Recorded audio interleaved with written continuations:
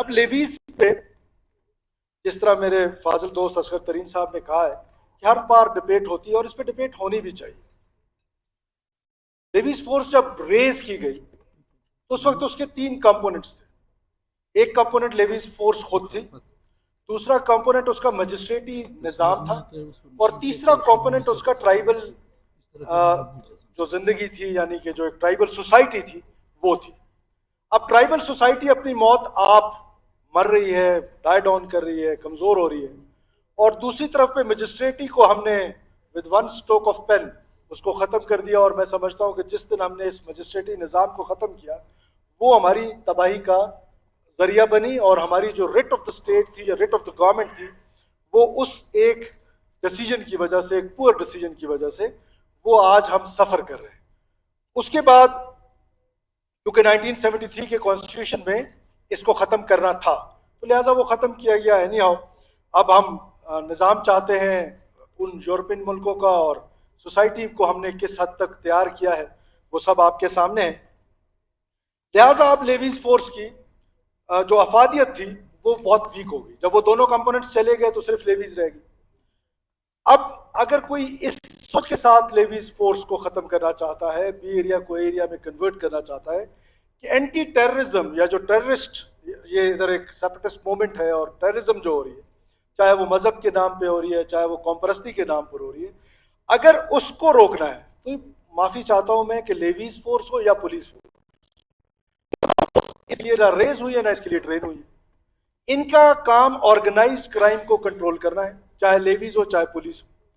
لیکن اب جب یہ سوچ آگے بڑھتی ہے تو جو لوگ جو تھاٹ پروسیس سے گزر رہے ہیں, جو اسکول آف تھاٹ یہ سمجھتا ہے کہ یہ لیویز کو ختم ہونا چاہیے اور پولیس کو آنا چاہیے, وہ کس اسکول آف تھاٹ کے تحت یہ بات کرتے ہیں؟ وہ چین آف کمانڈ کی بات کرتے ہیں کہ آج پولیس کے اندر ایک چین آف کمانڈ ہے. آج وہاں پر ان کا آئی جی ہے, وہاں پر ان کا ڈی آئی جی ہے, پھر اس طرح سو اینڈ سو آن.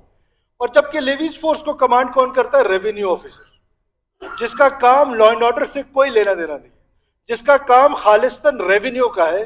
اس نے ریاست کے لیے, حکومت کے لیے ریونیو جنریٹ کرنا ہے, ہمارے جو ریونیو کا ریکارڈ ہے اس کو برقرار رکھنا ہے اور اس کو مینج کرنا ہے. اس کو حوالے ہم نے کر دیے کہ آپ ہماری لا اینڈ آرڈر کو بھی دیکھیں. وہ اس وقت تو سکسیسفل ماڈل تھا کہ جب وہاں پر مجسٹریٹی نظام تھا, بیکاز اے سیز کے پاس مجسٹریٹ کے پاور تھے اور اسپیڈی جسٹس تھا, وہ ساری چیزیں تھیں. اس میں لیویز کا کمپوننٹ بھی ان کا امپلیمنٹنگ عام ہوتا تھا. اب وہ چیزیں ہم نے ان سے ختم کر دی, ان کو صرف ریونیو آفیسر رکھا, ساتھ میں ہم نے یہ لیویز فورس ان کو دے دی. تو وہ اسکول آف تھاٹ یہ سمجھتا ہے کہ اس کو چین آف کمانڈ میں آنا چاہیے, اور پورے بلوچستان میں 2 نظام. لوگ یہ سمجھتے ہیں کہ لیویز فورس ایک مناسب فورس ہے ٹو ہینڈل دا سوسائٹی, وہ سوسائٹی کے ذرا قریب ترین ہے. تو اب ایسی سچویشن میں ایک تو حکومت کا کوئی ایسا ارادہ نہیں ہے, کم سے کم اس آگسٹ ہاؤس میں آنے سے پہلے تھوڑی اسٹڈی کر لینی چاہیے, تھوڑی اپنی نو ہاؤ بڑھا لینی چاہیے.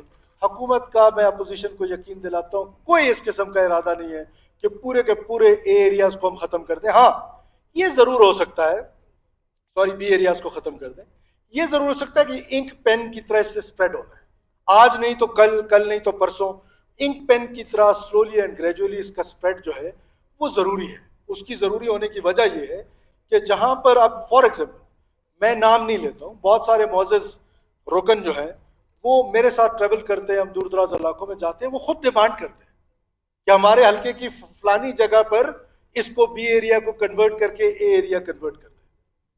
اب جیسے چمن کی ایگزامپل ہے, یہ انک پین کیا ہے, چمن میں اٹ واز 5 کلومیٹرز, تو ہماری کیبنٹ نے اس کو 15 کلومیٹرز کر دیا.